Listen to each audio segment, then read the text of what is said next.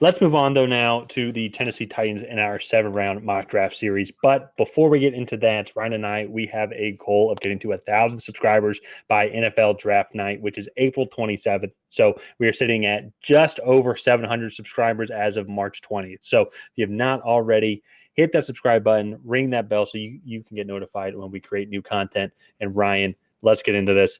Tennessee Titans, it was amazing that the Week 18 game mattered for them. And they actually were very close to winning this game because if you look at it on paper, they dealt with so many injuries and they just were not a good team. Yet they just kept fighting. They kept finding ways to stay in games and win games, especially early on in the season. So, however, that being said, moving on from several guys, Taylor Lewan, their left tackle, is gone, which is a foreshadowing to what position they're going to pick with their first pick at 11. So let's just get into it.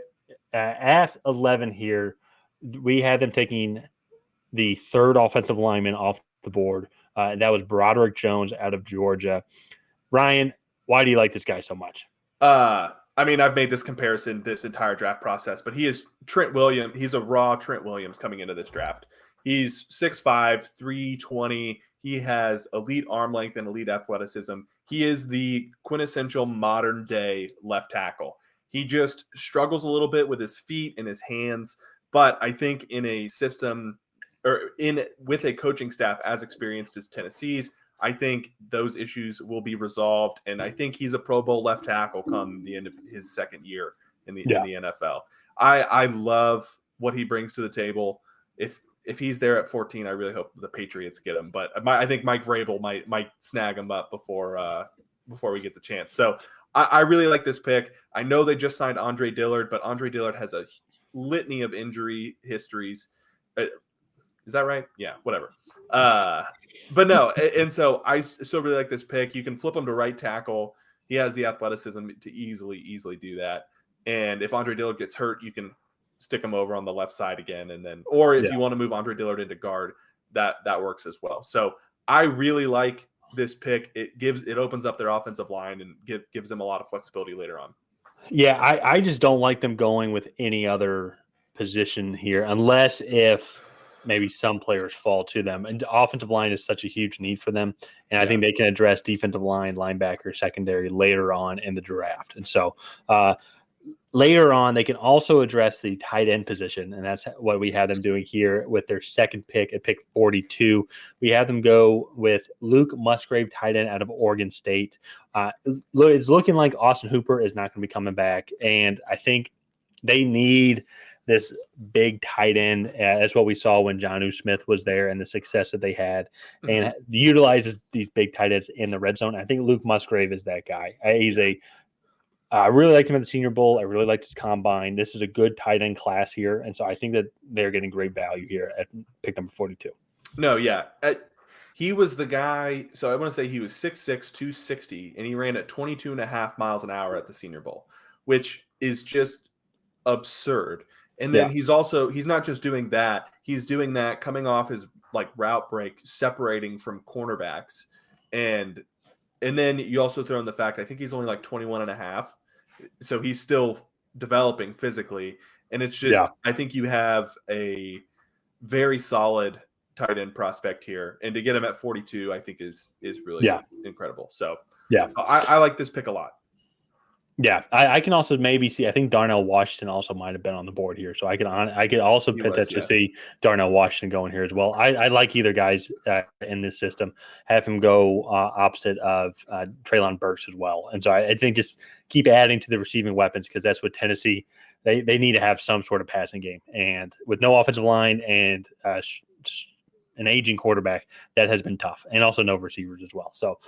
Moving on, though, now to the third pick here at pick number 73. This guy fell a little bit, but I think it's good value considering also the needs that the Titans have. And that is Andre Carter, the second edge rusher out of Army.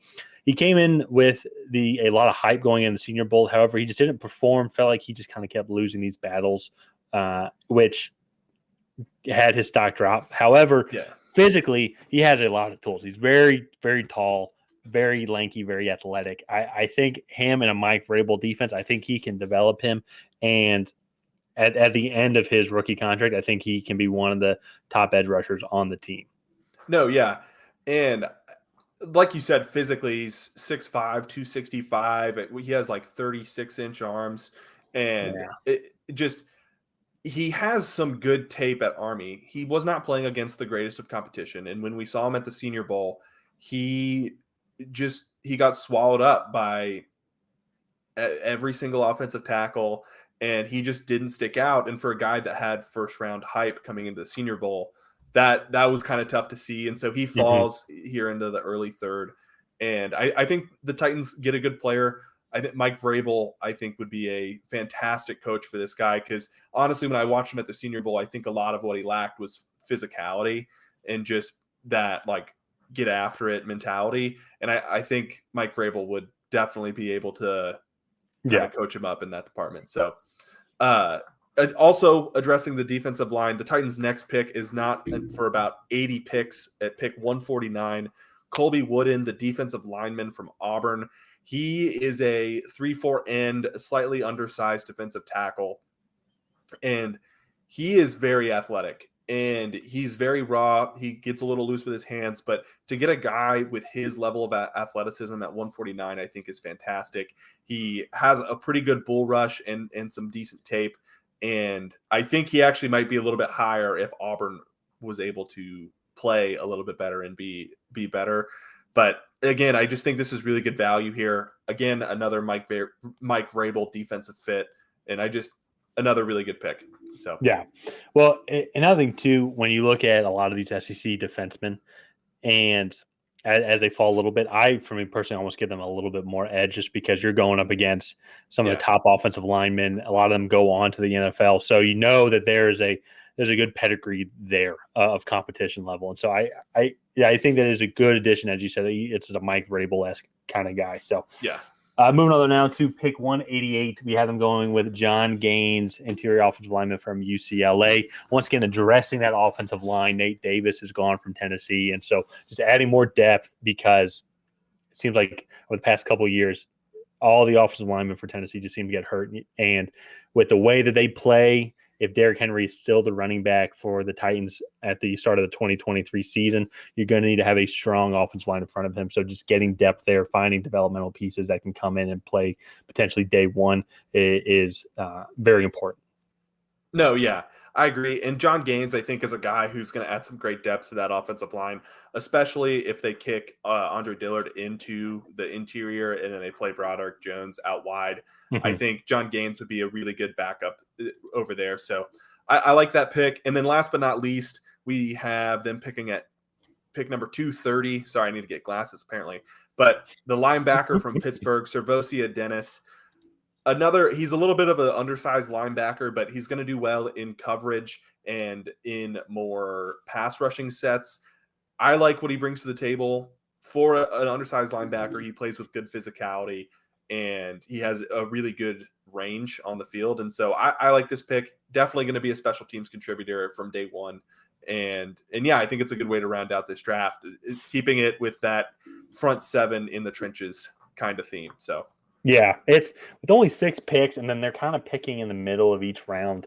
I think in general this is good, but it is they addressed a lot of the offense last year.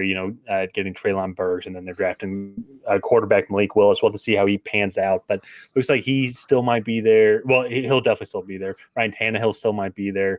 If they hang on to Derrick Henry, then he'll obviously be the back. And so with so few picks, I think they spend a lot on the defensive side of the ball, because that is how they win these games. Dominating the trenches on both sides of the ball, and then just limiting scoring opportunities for the other team with a strong defense. So retooling, rebuilding. I think it's going to be a tougher year for Tennessee. I feel like Jacksonville has come on strong, and I just think that they're going to take this division. And so, but a potential outside opportunity to make the playoffs. So it's going to be retooling and rebuilding for Tennessee this year. No, yeah. And I like what that draft does for them, kind of like what you said, but picking in the middle, they're not getting a whole lot of like true elite talent. So yeah.